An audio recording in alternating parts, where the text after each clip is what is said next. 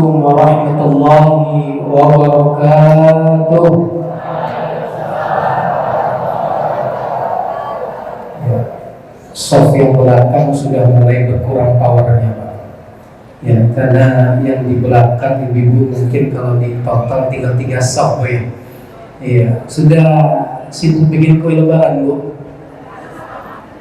Belum? Iya, tapi sudah sangat drastis berkurangnya.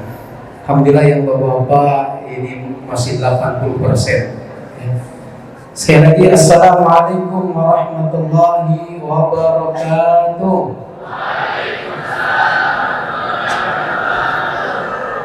Alhamdulillah, alhamdulillahilladzi khalaqas syamsa wal qamar wa yukawwirul laila wan nahar wa nusabbihu lahu bil 'ashiyyi wal ibkar.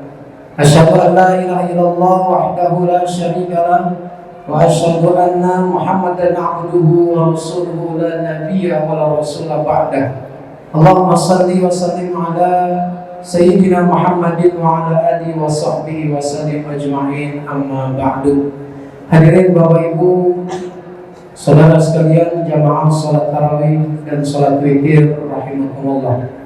Alhamdulillah, segala puji bagi Allah atas segala limpah nikmatnya, wabil khusus kepada kita semuanya hadir di sini. Alhamdulillah, sudah sepertiga Ramadan kita lalui.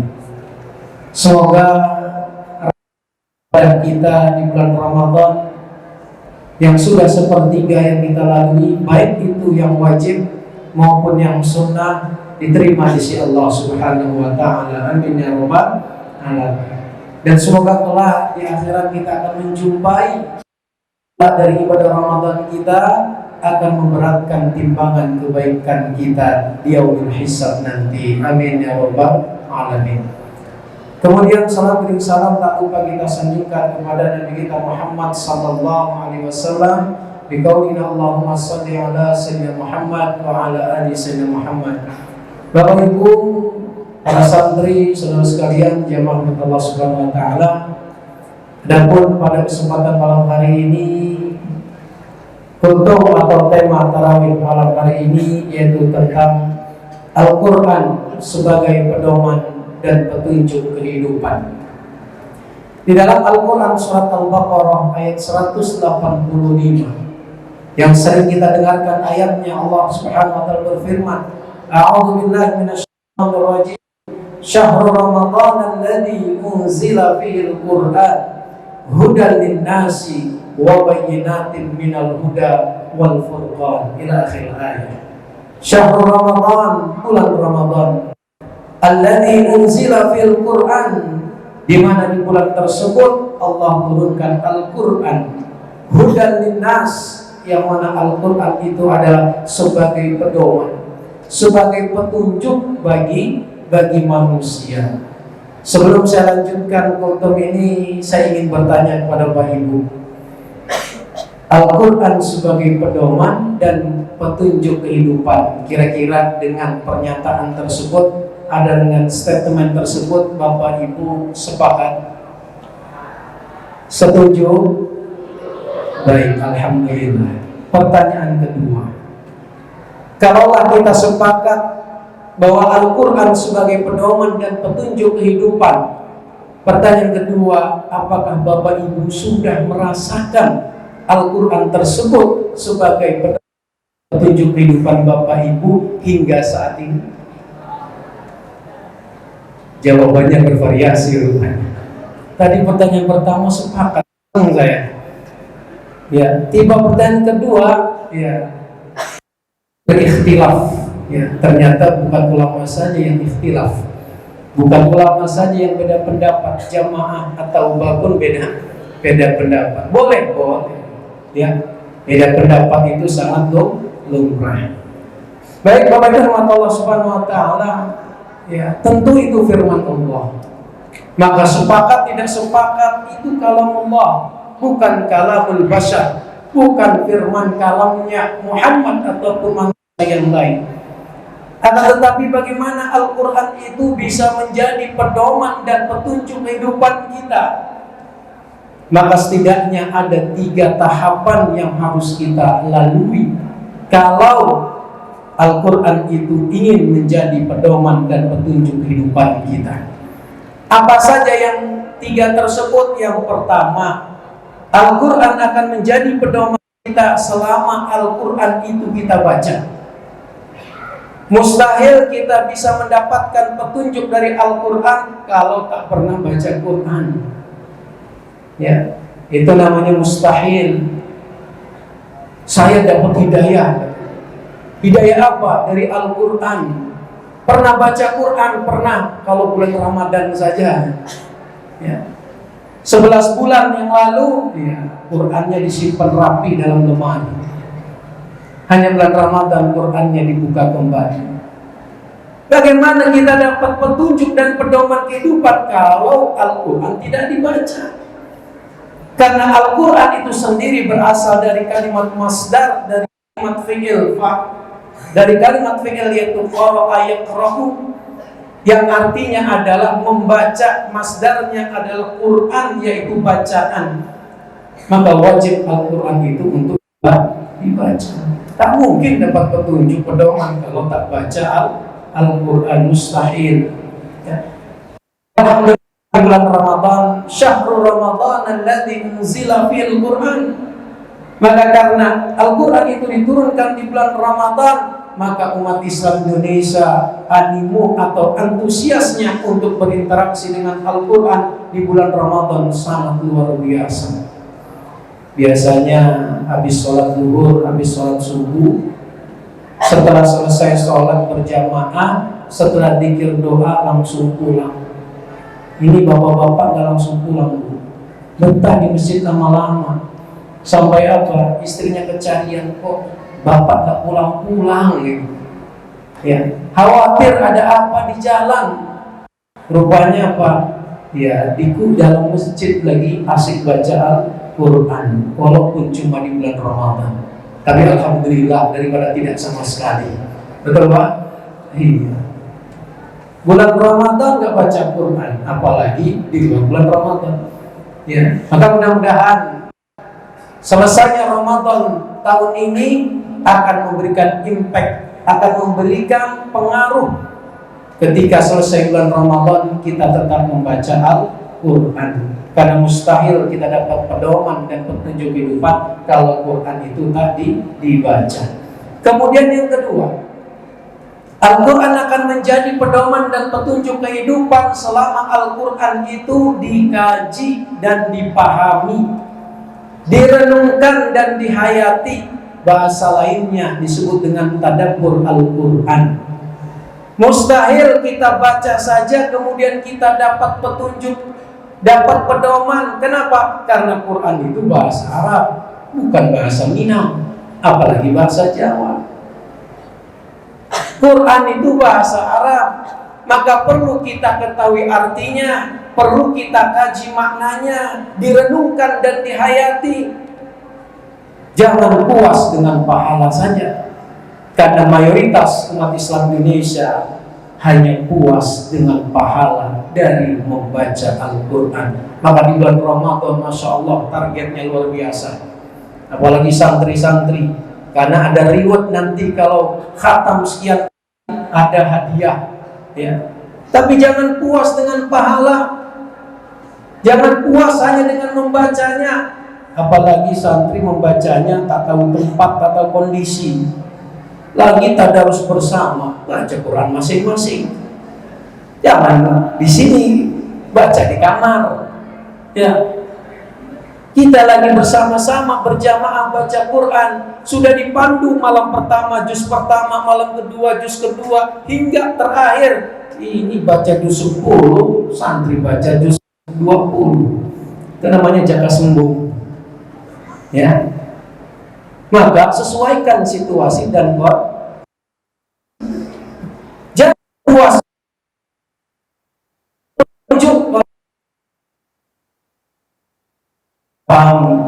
Dan sekarang memahami Al-Quran, minimal tahu artinya.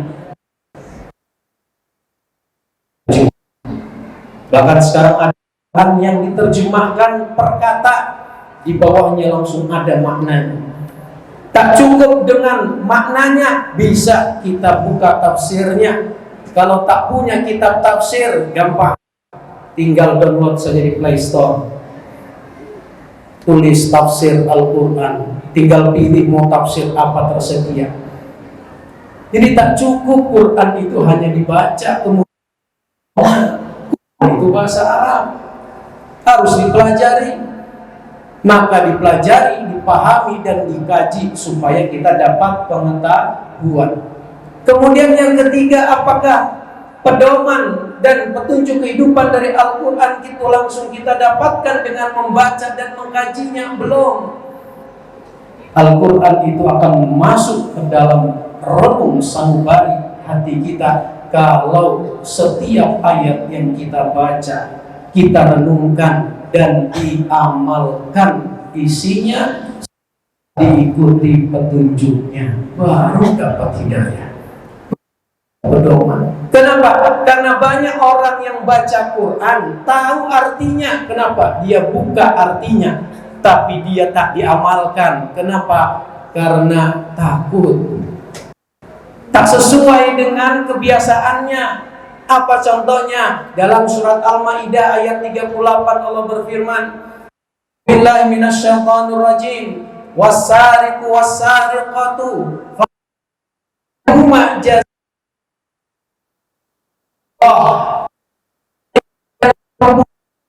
hukumannya syariat Allah adalah dipotongnya sebagai balasan dari perbuatannya. Saya yakin kita tahu ayat itu, tahu artinya, tapi tak mau mengamalkan. Makanya terjadi pencurian, gosok, punya kawannya dipakai. Kalau ditanya baru katanya izin. Banyak yang korupsi, padahal tahu yang korupsi itu bahwasanya hukuman syariat Islam mencuri itu potong tangan, tapi tak mau diamalkan. Alasannya ini kan Indonesia bukan negara syariat. Kalaupun di dunia tak dilaksanakan hukuman tersebut, maka tunggu di akhirat. Jangan kira kita lolos dari hukuman dunia, korupsi, ditangkap KPK, dipenjara 5 tahun, kemudian setelahnya hapus dosanya. Itu hapus tulisan di KPK saja. Sama malaikat raqib atid tak pernah hilang catatan tersebut. Di akhirat siap-siap. Maka tak cukup dibaca dan dipahami artinya, tapi diamalkan. Sehingga apa? Ayat tersebut menjadi pedoman dalam kehidupan. Oh iya, mencuri itu berdosa, dipotong tangannya. Kalaupun tak dipotong di dunia, akan dipotong di akhirat. Kita akan menjadi petunjuk kehidupan kita. Tak boleh mengambil hak milik orang lain tanpa izin. Demikian juga Al-Quran luar biasa. Kalau kita pahami artinya, kita renungkan maknanya, banyak ilmu-ilmu pengetahuan bisa kita gali dari Al-Quran. Yang mana hingga sampai saat ini ilmu-ilmu pengetahuan kita yakini itu adalah hasil dari penelitian ilmuwan-ilmuwan dari kaum orientalis dan sekuler. Dari orang barat, contoh ilmu gravitasi. Santri, apa itu ilmu gravitasi? Belajar, tak tanya gurunya nanti. Gravitasi apa? Gaya tarik bumi. Kita tahu ilmu gravitasi itu dari orang barat, padahal di dalam Al-Quran sudah dijelaskan. Di dalam surat Al-Hajj ayat 65. Ingat, Al-Hajj ayat 65. Allah berfirman, alam tara anna Allah sakhara lakum ma fil ardi wal fulka tajri fil bahri bi amri wa yumsikus samaa an taqal ardi bi idni. Apakah kamu perhatikan annallaha, bahwasanya Allah sakhara lakum, telah menundukkan untuk kalian ma fil ardi, segala sesuatu yang ada di bumi. Wal fulka tajri fil bahri, dan Allah perjalankan kapal atau perahu itu di atas laut bi amrihi, dengan perintahnya. Dan Allah Ta'ala benda-benda yang ada di langit untuk jatuh illa di atas izinnya. Benda-benda yang ada di langit itu tak jatuh ke bumi. Kenapa? Karena Allah tahan. Kalau tak Allah tahan, benda itu akan jatuh ke bumi. Maka ini ilmu gravitasi. Ada dalam surat Al-Hajj ayat 65. Diteliti oleh orang-orang barat, diambil ilmunya, diklaim itu adalah hasil penelitiannya. Selain ilmu gravitasi, juga di dalam Al-Quran dijelaskan tentang ilmu navigasi. Ilmu navigasi di dalam surat Luqman ayat 31, Allah berfirman, alam tara annal fulka tajri fil bahri bi ni'matillahi liyuriyakum min ayati inna fi dzalika laayatin likulli sabarin syakur. Tidakkah kau perhatikan bahwa sungguhnya kapal itu berlayar di laut dengan nikmat Allah agar diperlihatkan kepada kamu sebagian tanda-tanda kebesarannya. Kenapa kapal bisa berlayar? Kenapa kapal bisa menentukan kemana arah tujuannya? Kenapa kapal dari Punggur bisa sampai ke Tanjung Pinang, bisa sampai ke Natuna? Kalau tanpa ilmu navigasi tak bisa. Bagaimana ilmu navigasi Allah berikan? Melalui bintang-bintang di langit, melalui bulan. Itulah petunjuk untuk navigasi kita. Yas'alunaka 'anil ahillah, dalam surat Al-Baqarah juz yang kedua. Mereka bertanya kepadamu tentang bulan sabit.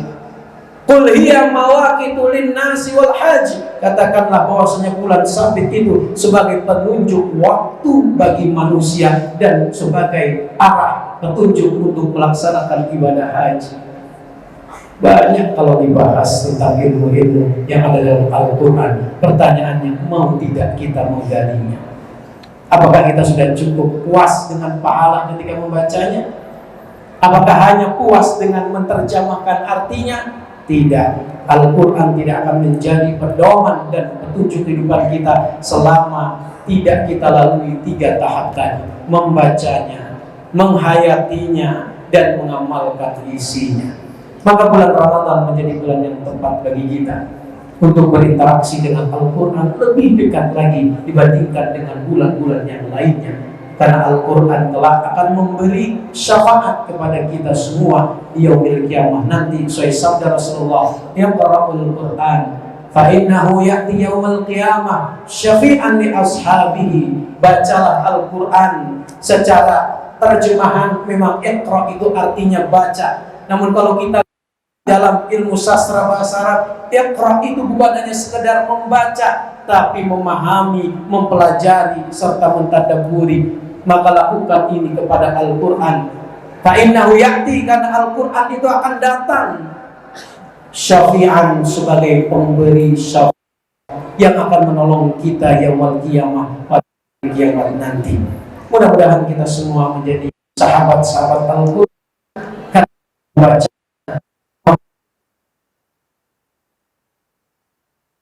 sehingga Al-Quran menjadi. Amin amin ya rabbal alamin. Mungkin itu sedikit kultum yang bisa disampaikan. Mudah-mudahan bermanfaat dan bisa kita praktekkan insyaallah. Walafu minkum wabillahi taufiq wal hidayah. Wassalamualaikum warahmatullahi wabarakatuh.